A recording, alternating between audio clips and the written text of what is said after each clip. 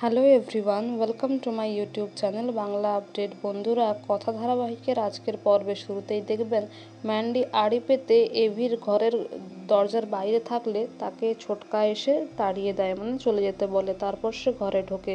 তাকে দেখে সবাই প্রথমে বেরিয়ে যেতে বললেও কথা তাদের সমস্ত প্ল্যানটা বলে যে জয়দেব বিশ্বাসের বাড়িতে তোমায় যেতে হবে, আর ওখানে গিয়ে প্রপার্টি পেপারসও তাকে দিতে হবে, তার বিশ্বস্ত হয়ে উঠতে হবে, তবেই তাকে দিয়ে আমরা আসল সত্যি কথাটা কনফেস করাতে পারবো।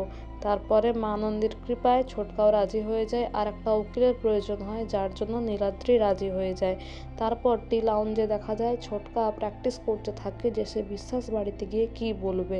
তারপরে মানে এভি ছোটকাকে একটা কফি দেয়, আর এদিকে দেখা যায় যে নীলাদ্রিও প্র্যাকটিস করতে থাকে লয়ারের, কিন্তু সে ঠিক করে বলতে পারে না বলে প্রিয়াঞ্জলি খুব রেগে যায় আর তার ওপর বকাঝকা করতে থাকে। তারপর প্রিয়া আর কথার মধ্যেও একটু তর্ক বিতর্ক হতে থাকলে এভি তাদেরকে একটু শান্ত হতে বলে আর বোঝায়।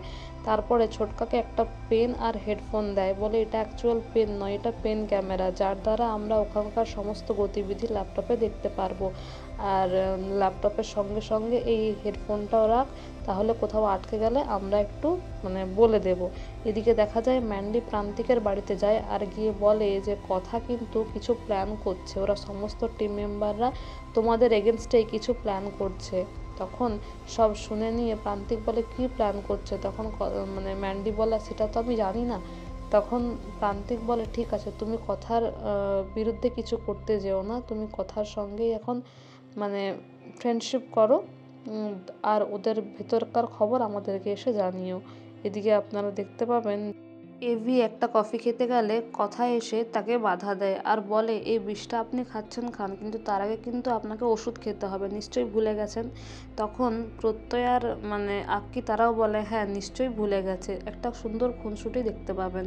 এদিকে দেখবেন ছোটকা এবং নীলাদ্রি প্রান্তিক বিশ্বাসের বাড়িতে চলে যায়, আর সেখান থেকে সমস্ত ডিটেলসগুলো কিন্তু এভি এবং বাকিরা সবাই ল্যাপটপে দেখতেও পায়।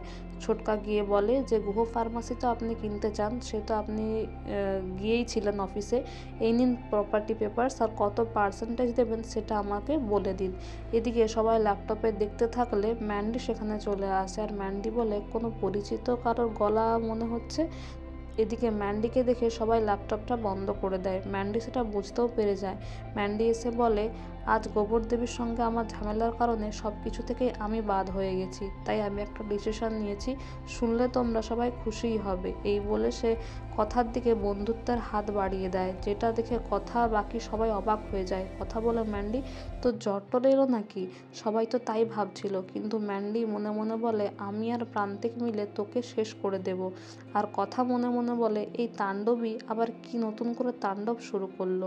এদিকে আগামী পর্বে আপনারা দেখবেন মিস্টার বিশ্বাস বলে যে আমি আপনাকে কিছু প্রশ্ন করতে চাই, আর ছোটকাকে জিজ্ঞাসা করে যে আপনাদের 3 ভাইয়ের মধ্যে আপনার সঙ্গে আপনার বাবার সম্পর্কটা খুবই ভালো, তাহলে আপনি বাবার প্রপার্টি ছেড়ে দিয়ে এই বিজনেসটা আমাকে কেন বিক্রি করে দিতে চাইছেন।